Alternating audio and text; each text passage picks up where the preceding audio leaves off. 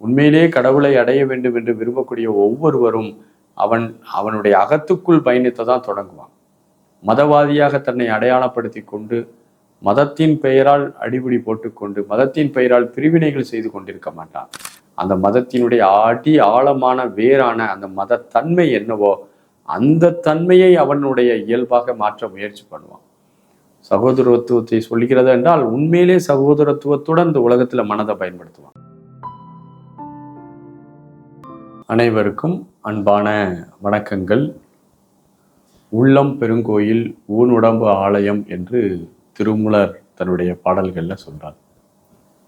என்னுள் நீ நின்று உலாவுவதை காணாமல் காடு மலைதோறும் சென்று காலெடுத்தேன் பூரணமே என்று சொல்கிறார்கள். என்னுள் இருந்த ஒன்றை யான் அறிந்தது இல்லையே என்று சிவவாக்கியார் தன்னுடைய பாடல்ல சொல்றார். இப்படி நம்முடைய முன்னோர்கள் கடவுளை அடைய வேண்டும் அல்லது கடவுளை உணர வேண்டும் என்று முடிவு செய்த பின் நாம் ஆலயங்கள் எல்லாம் சென்று அங்கே போய் உணர்வதை விட கண்களை மூடி தனக்குள் தான் உணர வேண்டும் என்று சொல்கிறார்கள். திருமூலர் சொல்றாரு, தன்னை அறிய தனக்கொரு கேடு இல்லை, தன்னை அறியாமல் தானே கெடுகின்றான், தன்னை அறியும் அறிவை அறிந்த பின் தன்னையே தான் அச்சைக்கத்தான் இருந்தானே என்று சொல்கிறார். இப்போ நம்முடைய மனதில் நமக்குள்ளே இருக்கக்கூடிய அந்த கடவுள் தன்மையை நம்ம உணர முற்படணும். நம்ம அது கோயில் குளங்கள் எல்லாம் சுற்றுறோம், அங்கே கடவுள் இருக்கா இல்லையா? கடவுள் என்பவர் எல்லா இடத்திலும் இருக்கக்கூடிய ஒரு பொருளாகத்தான் நமக்கு சொல்லப்பட்டு இருக்கிறது. ஆலயங்களிலும் இருப்பார், நம்முடைய எல்லா இடங்களிலும் இருப்பார். அப்போ நம்ம கடவுளை உணர வேண்டும் என்றால் நாம் நமக்குள் அமைதியாக இருந்து பழக்கத்தை ஏற்படுத்தி கொள்ள வேண்டும். நம்முடைய உடலே ஒரு ஆலயம். உடம்பினை முன்னம் இழுக்கென்றிருந்தேன், உடம்பினுள்ளே ஒரு பொருள் கண்டேன், உடம்பினுள்ளே உத்தமன் கோயில் கொண்டான் என்று உடம்பினை ஞானிருந்தோம்புகின்றேனே என்று திருமூலர் சொல்றார். இந்த உடல் என்பது ஒரு மிகப்பெரிய ஒரு பொக்கிஷம். இந்த உடல் இருக்கிறதுனால தான் நமக்குள்ள உயிர் இருக்கிறது. இந்த உயிர் இருக்கிறதுனால தான் நம்ம இறை பொருளை நம்ம தரிசிக்க முடியும், உணர முடியும். இந்த கோட்பாடுகளை நாம் நன்கு விளங்கி கொள்ள வேண்டும். மதம் என்பது மனிதனுக்கான ஒரு வழிவகைகளை சொல்லி கொடுத்தது. ஆனால் அந்த மதத்தை ஒருவன் கண்டிப்பாக பின்பற்ற வேண்டும் என்ற ஒரு நிர்பந்தமும் அந்த மத கருத்துகள் தான் தலை சிறந்தது என்ற ஒரு வகையான பிடிவாதமான எண்ணமும் தான் மனிதனை ஒரு முரட்டுத்தனமான மனிதராக மாற்றி விடுகிறது. அவனுடைய அகத்தில் இருக்கக்கூடிய மனிதநேய உணர்வை கொன்று விடுகிறது. மனிதநேயம் குன்றி விடுவதால் அவன் மிருகத்தனமாக நடந்து கொள்ள ஆரம்பிக்கிறான். உண்மையிலே கடவுளை அடைய வேண்டும் என்று விரும்பக்கூடிய ஒவ்வொருவரும் அவனுடைய அகத்துக்குள் பயணித்தை தான் தொடங்குவான். மதவாதியாக தன்னை அடையாளப்படுத்தி கொண்டு மதத்தின் பெயரால் அடிபிடி போட்டுக்கொண்டு மதத்தின் பெயரால் பிரிவினைகள் செய்து கொண்டிருக்க மாட்டான். அந்த மதத்தினுடைய ஆழமான வேரான அந்த மத தன்மை என்னவோ அந்த தன்மையை அவனுடைய இயல்பாக மாற்ற முயற்சி பண்ணுவான். சகோதரத்துவத்தை சொல்கிறது என்றால் உண்மையிலே சகோதரத்துவத்துடன் இந்த உலகத்துல மனதை பயன்படுத்துவான்.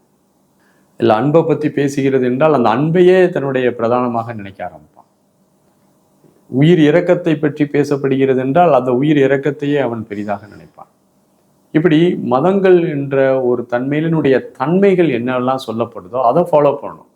மதத்தை நாம் ஃபாலோ பண்ணும்போது அந்த மதம் என்பது மற்றவர்களை நம்மளை பிரித்து அடையாளப்படுத்தக்கூடிய ஒன்றாக மாறிவிடுகிறது. ஆகவே கடவுளை அடைய வேண்டும் என்றால் நம்ம நம்மை நாம் அறிந்து கொள்ள வேண்டும். நான் யார் என்ற கேள்வியை முதல்ல கேட்கணும்.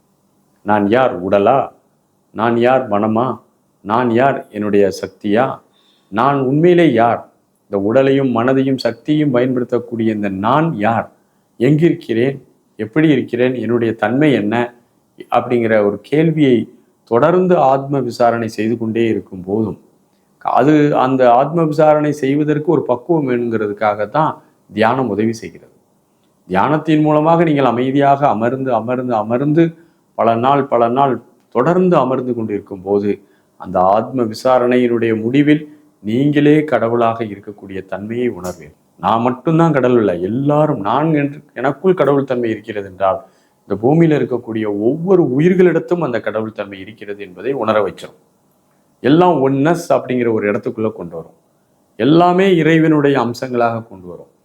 நீங்கள் எப்படி கடவுளோ எல்லோரும் கடவுளாக இருக்கும்போது ஒரு கடவுள் இன்னொரு கடவுளை திட்ட முடியாது, ஒரு கடவுள் இன்னொரு கடவுளை அவமதிக்க முடியாது, ஒரு கடவுள் இன்னொரு கடவுளை எப்படி ஏளனம் செய்ய முடியும்? எல்லாமே கடவுளுடைய தன்மையாக இருக்கும்போது நான் யாரை எங்கு வழிபட்டாலும் என்னை தான் நான் வழிபடுகிறேன் என்ற அர்த்தமாக மாறிவிடும். ஆகவே தியானத்தின் மூலம்தான் ஒரு மனிதன் தன்னுடைய ஆன்ம நிலையை அறிந்து கொள்ள முடியும். திருமூலர் கூட சொல்றார், தன்னை அறிய தனக்கொரு கேடில்லை என்கிறார். தன்னை அறியாமல் தானே கெடுகின்றான். தன்னை அறியும் அறிவை அறிந்த பின் தன்னையே தான் அர்ச்சிக்கத்தான் இருந்தானே என்று சொல்றார். ஆகவே நம்ம யார் என்பதை உணர்வதன் மூலமாக கடவுளை உணர்ந்துவிட முடியும் அப்படிங்கிறது என்னுடைய பணிவான ஒரு கருத்து. வாழ்த்துகள். நன்றி. வணக்கம்.